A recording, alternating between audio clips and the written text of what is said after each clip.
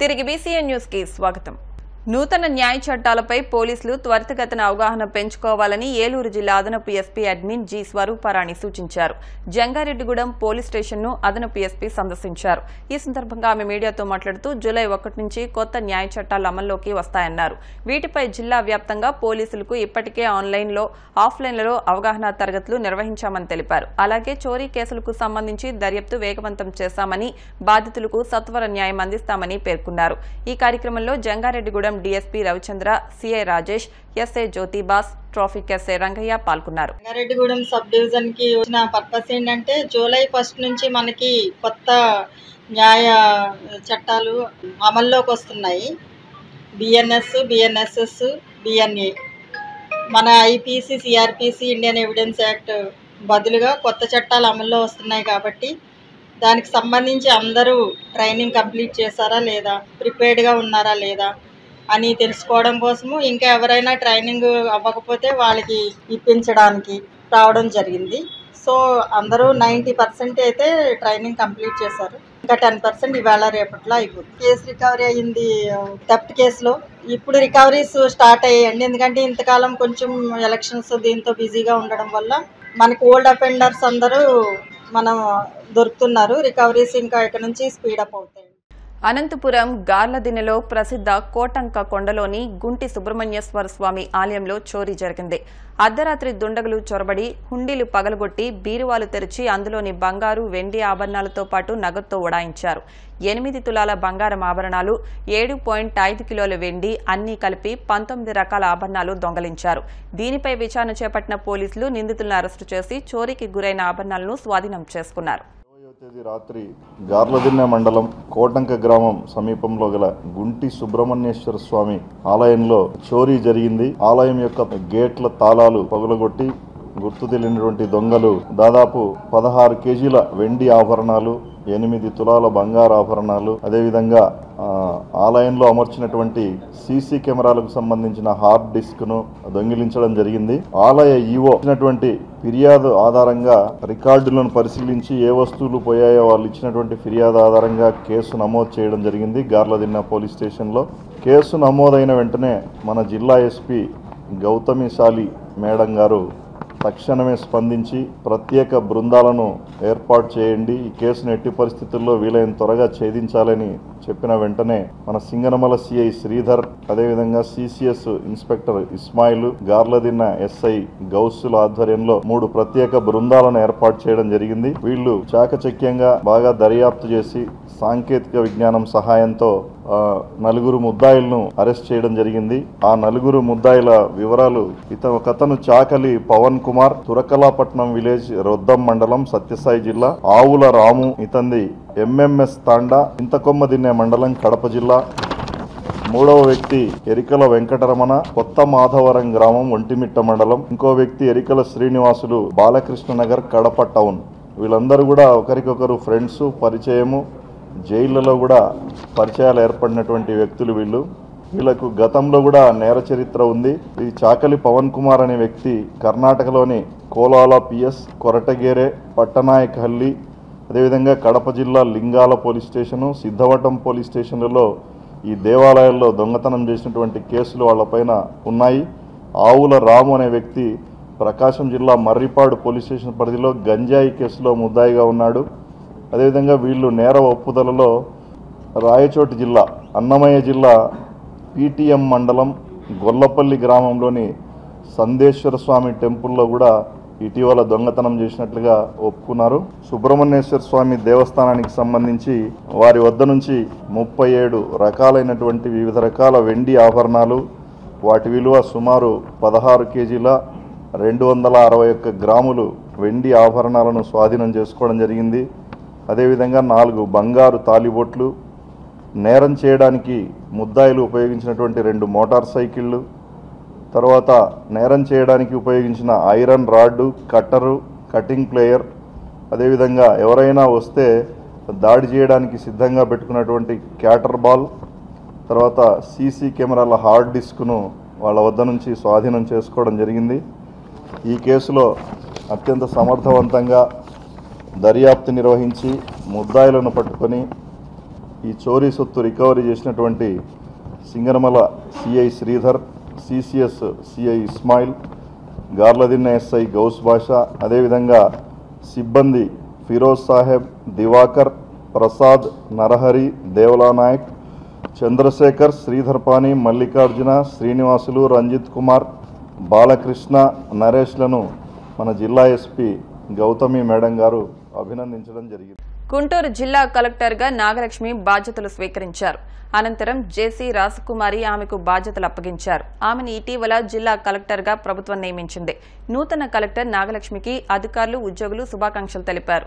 ఈ సందర్భంగా కలెక్టర్ నాగలక్ష్మి మాట్లాడుతూ ప్రభుత్వ ప్రాధాన్య కార్యక్రమాలను దృష్టిలో ఉంచుకుని పనిచేస్తానని, జిల్లాలో ఉద్యోగులందరినీ కలుపుకుని ముందుకెళ్తానని, ప్రజలకు నిత్యం అందుబాటులో ఉంటానని తెలిపారు. గతంలో పనిచేసిన జిల్లాకు రావడం, అమరావతి రాజధాని ప్రాంతంలో పనిచేయడం సంతోషంగా ఉందని తెలిపారు. గుంటూరు జిల్లా కలెక్టర్గా ఛార్జ్ తీసుకోవడం జరిగింది.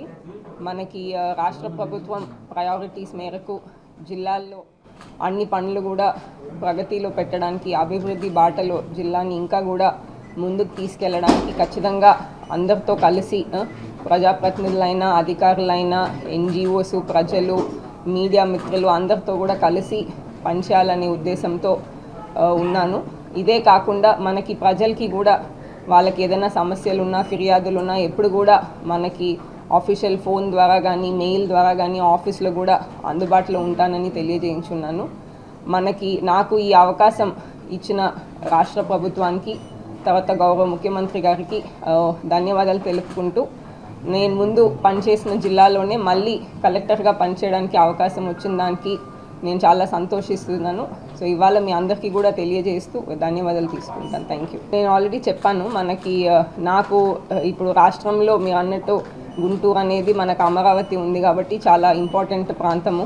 సో ఈ అవకాశం నాకు ఇచ్చిన దానికి చాలా సంతోషంగా ఉంది, గర్వంగా కూడా ఉంది. అదే రకంగా ఈ పెద్ద బాధ్యత కాబట్టి రెస్పాన్సిబుల్గా చేయాలనే ఉద్దేశంతో ఖచ్చితంగా చేద్దామనే ఉద్దేశంతోనే వచ్చున్నాను. జిల్లాలో ఉన్న సమస్యలు కానీ, ఇక్కడ ఉన్న ప్రాబ్లమ్స్ కానీ, ఇష్యూస్ కానీ మనం ఇంకా తెలుసుకున్న తర్వాత ఆబ్వియస్లీ మనకి సిఆర్డిఏ సంబంధించిన యాక్టివిటీస్కి సెపరేట్గా ఎస్టాబ్లిష్మెంట్ ఉంది. సో జిల్లా నుంచి సిఆర్డిఏకి కావాల్సిన సపోర్ట్ అంతా కూడా ఖచ్చితంగా జిల్లా యంత్రాంగం నుంచి అందిస్తాము. అదే రకంగా జిల్లాకి కావాల్సిన పనులు కూడా విడిగా కాన్సంట్రేట్. ఇటీవల ముంబై ఎయిర్పోర్ట్లో టాలీవుడ్ స్టార్ హీరో నాగార్జునను ఓ అభిమాని కలిసేందుకు ప్రయత్నించగా సెక్యూరిటీ తోసేసిన విషయం చర్చనీయాంశమైంది. అయితే దానికి కింగ్ నాగార్జున ఆ అభిమానికి క్షమాపణలు కూడా చెప్పారు. అయితే తాజాగా ఆ అభిమానిని నాగార్జున కలిశారు. అలాగే హగ్ చేసుకుని సెల్ఫీ ఇచ్చారు. దీంతో నాగార్జునపై అభిమానులతో పాటు నెటిజన్స్ ప్రశంసలు కురిపిస్తున్నారు. డ్రగ్స్ పై ఉక్కుపాదం మోపడానికి ప్రత్యేక కార్యాచరణ రూపొందిస్తున్నామని, రాష్ట్రాన్ని డ్రగ్స్ రహిత రాష్ట్రాన్ని చేయాలన్నదే ప్రభుత్వ లక్ష్యమని మంత్రులు జూపల్లి కృష్ణారావు, సీతక్క స్పష్టం చేశారు. హైదరాబాద్ శిల్పకళా వేదికలో అంతర్జాతీయ మాదక ద్రవ్యాల దురలవాటు, అక్రమ రవాణా వ్యతిరేక దినోత్సవాన్ని పురస్కరించుకుని Telangana anti narcotics bureau, DEPWD ఆధ్వర్యంలో ప్రత్యేక కార్యక్రమం నిర్వహించారు. ఈ సందర్భంగా మంత్రులు మాట్లాడుతూ సకల జీవకోటిలో మానవ జన్మ ఉన్నతమైందన్నారు. కానీ చెడు అలవాట్ల ద్వారా అనారోగ్యం పాలై చాలా మంది అర్ధాంతరంగా తనువు చాలిస్తున్నారని, ఉగ్రవాదం తర్వాత ప్రపంచానికి మాదక ద్రవ్యాల వినియోగం అంతటా పెను సవాలుగా మారిందన్నారు. చాలా మంది తెలియకుండానే డ్రగ్స్ కు బానిసలుగా మారుతున్నారన్నారు.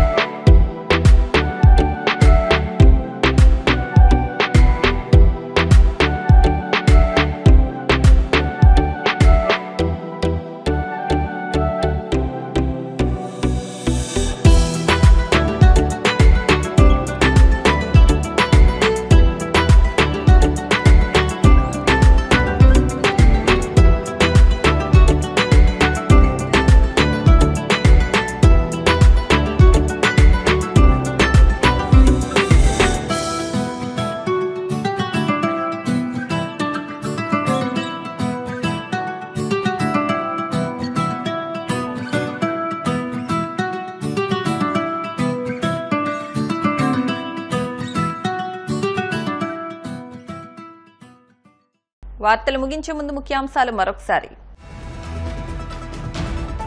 జగన్ ప్రతిపక్ష నేత కాదన్న మంత్రి Payyavula Keshav. YCP floor leader మాత్రమేనంటూ స్పష్టం.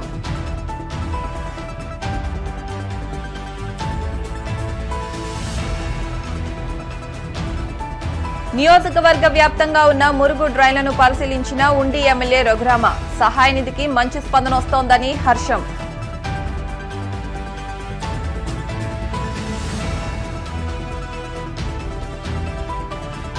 నూతన న్యాయ చట్టాలపై పోలీసుల అవగాహన పెంచుకోవాలి. ఏలూరు జిల్లా అదనపు అడ్మిన్ ఎస్పీ స్వరూపారాణి సూచన.